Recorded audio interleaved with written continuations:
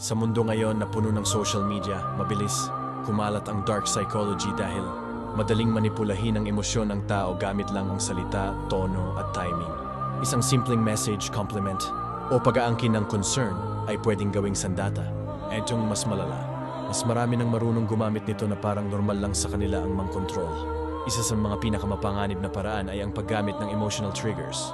Kapag alam nila kung saan ka mahina, takot mo, insecurities, o past trauma, ginagawa nila itong leverage. Konting sipa lang sa emosyon mo, kaya ka nilang paikutin sa direksyon na gusto nila. Para bang remote control na hindi mo namamalayan na hawak na nila. May tinatawag ding silent manipulation kung saan hindi sila direktang nagsasalita, pero ginagamit nila ang katahimikan para pasunurin ka. Yung tipong hindi ka sineseryoso, hindi ka pinapansin, o bigla na lang cold treatment.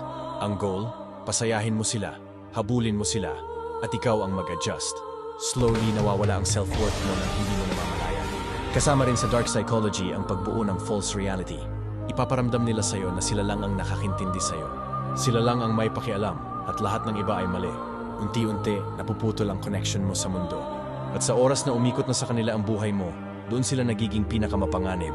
Hindi rin mawawala ang reward and punishment pattern.